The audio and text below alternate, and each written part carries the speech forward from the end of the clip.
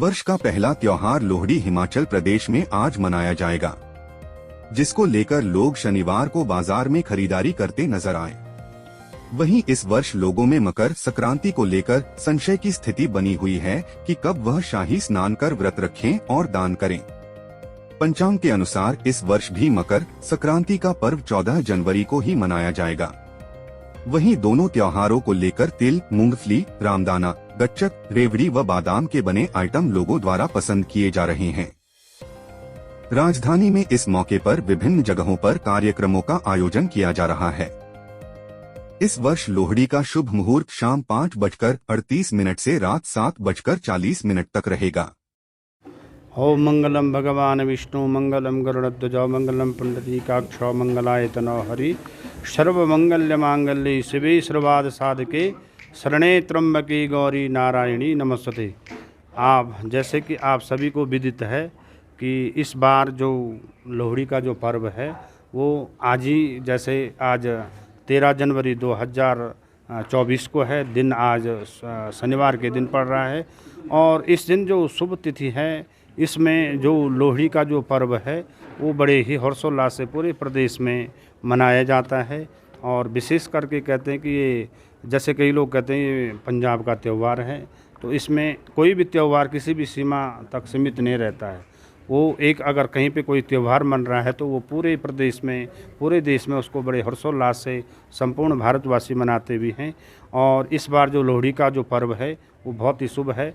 और उसका जो पूजने का जो समय है शाम के टाइम, वो शाम को 5:30 बजे से लेकर के 8:15 तक का है।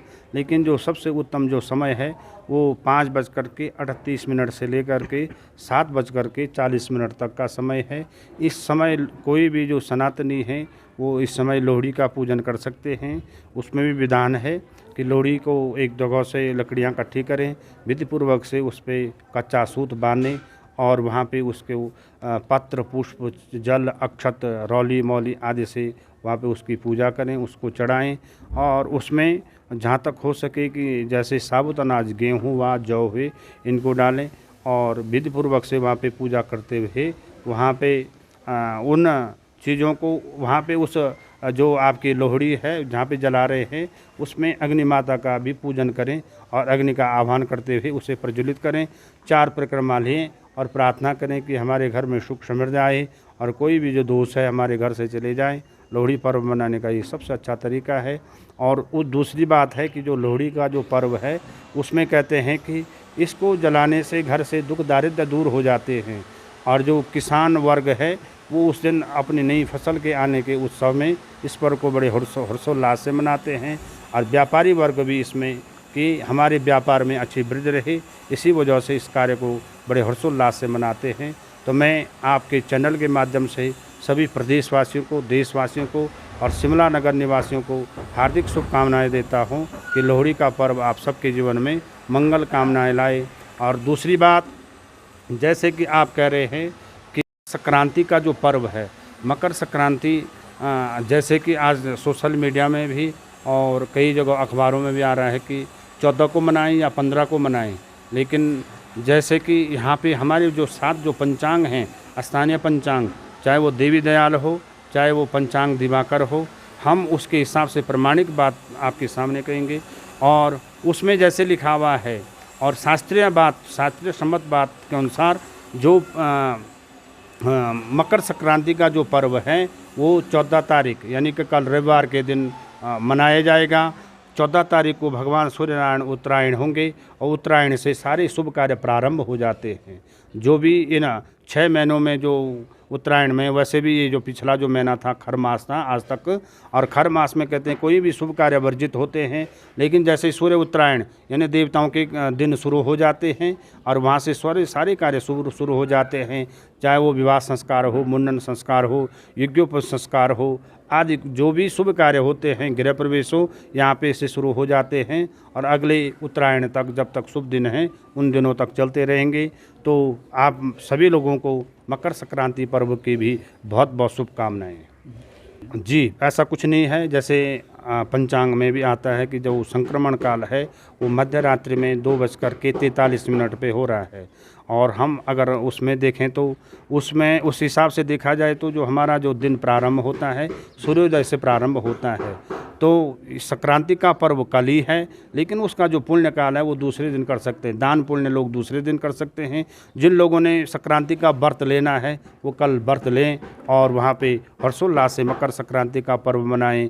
उसमें भगवान सूर्य नारायण की पूजा, भगवान विष्णु की पूजा करते हुए व्रत रखें। और विधिपूर्वक से यहाँ तक कहा गया है कि मकरे को प्रवाह गरणे को काशी। मकर संक्रांति के दिन तीर्थों में स्नान करने का बड़ा महत्व है। और जो लोग तीर्थों में नहीं जा सकते हैं वो अपने घरों में मकर संक्रांति के दिन अपने घर में जल में गंगा जल डालें, काले तिल डालें और उसी से स्नान करते हुए विधिपूर्वक से मकर संक्रांति का पर्व मनाएं। तो उससे भी सबकी मनोकामनाएं पूर्ण होगी। और मकर संक्रांति पर्व की बहुत बहुत शुभकामनाएं। जिन लोगों ने दान करना है उनको भी, जैसे पुण्यकाल 15 तारीख को सुबह 7 बजे से लेकर के 9-7 तक का है, उस समय दान करें। लेकिन जिन्होंने व्रत लेना है वो कल 14 तारीख को व्रत लें और विधिपूर्वक से इस मकर संक्रांति के पर्व को मनाएं। जिस तरह मकर संक्रांति जब कल है तो कई जो तीर्थों में जो स्नान का जो माध्यम है वो मकर संक्रांति के ही दिन माना जाता है। तो जो लोग, जैसे मैंने कहा आपको पहले भी, व्रत जब कल होगा तो जो लोग व्रत लेंगे वो स्नान भी करेंगे। तो स्नान का माध्यम भी कल ही होगा और व्रत लेने का फल भी कल ही मिलेगा। हाँ, जहाँ तक जो पुण्य काल है उसमें जो लोग दान कर सकते हैं वो कल भी कर सकते हैं और परसों भी दान कर सकते हैं। लेकिन विधिपूर्वक से जिन्होंने स्थानीय समय जो हमारे यहाँ के पंचांग है उनके हिसाब से अगर व्रत लेते हैं या मकर संक्रांति का पर्व लेते हैं वो कल के हिसाब से करें। और जैसे कि सोशल मीडिया पे जो आ रहा है कि 15 तारीख को वो अन्य प्रदेशों में है, जैसे उत्तर प्रदेश, दिल्ली, आपके उत्तराखंड, इन जगहों पे है, तो उस हिसाब से स्थानीय पंचांगों के हिसाब से हम आपको बता रहे हैं। और शास्त्र सम्मत बात भी यही है कि स्थानीय पंचांग जो हैं वो शुद्ध रूप से कहे गए हैं। और एक देवी दयाल है, एक पंचांग दिवाकर है, उसी के अनुसार आप इस मुहूर्त को मनाएं। और तर्क वितर्क की बातों में पढ़ के हुए आज लोहड़ी का पर्व बड़े हर्षोल्लास से मनाएं और कल मकर संक्रांति का पर्व मनाएं।